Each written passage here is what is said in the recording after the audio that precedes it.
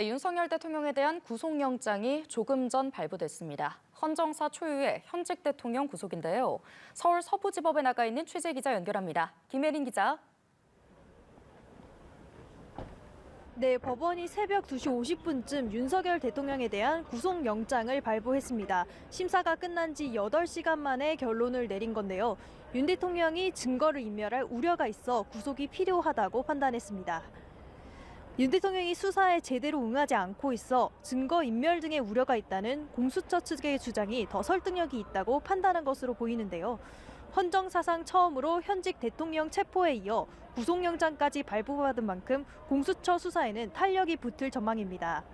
윤 대통령은 심사를 마친 뒤 서울구치소로 돌아가 구금된 상황인데요. 구속이 결정되면서 그대로 정식 구치소 입소 절차를 밟게 됩니다. 체포 기간을 포함해 구속은 20일간 가능합니다. 공수처가 먼저 윤 대통령을 수사한 뒤 남은 구속기한 안에 검찰에 공을 넘길 것으로 보입니다. 체포된 시점을 기준으로 윤 대통령에 대한 기소 여부는 다음 달 3일까지 결정돼야 합니다.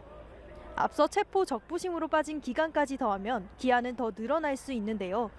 윤 대통령 측이 영장 발부에 불복해 구속 적부심을 청구할 가능성도 있습니다. 변호인단 입장은 추가로 소식이 들어오는 대로 전해드리겠습니다. 네, 김 기자. 영장 발부 직후 일부 지지자들이 법원에 난입해서 유리창을 깨고 경찰을 폭행하는 등 큰 충돌이 빚어졌다고요? 네, 밤샘 집회를 이어가던 시위대는 법원을 향해 욕설을 하거나 크게 소리치는 등 격앙된 모습을 보이기도 했습니다. 일부 흥분한 지지자들은 유리창을 깨고 법원 내부로 진입하기도 했습니다. 소화기 등을 던지면서 법원 유리창과 집기 등을 부쉈고 영장을 발부한 판사를 찾는 모습도 보였는데요. 경찰 방패를 빼앗아 경찰관을 폭행하기도 했고 이 과정에서 얼굴을 크게 다친 경찰관이 출동한 구급대에 실려가기도 했습니다. 시위가 격화하면서 경찰은 서부지법에 대규모로 경력을 투입해 시위대를 강제 진압했습니다. 앞서 영장 심사가 진행 중일 때도 일부 시위대가 담을 넘어 법원으로 난입하며 경찰에 연행되기도 했는데요.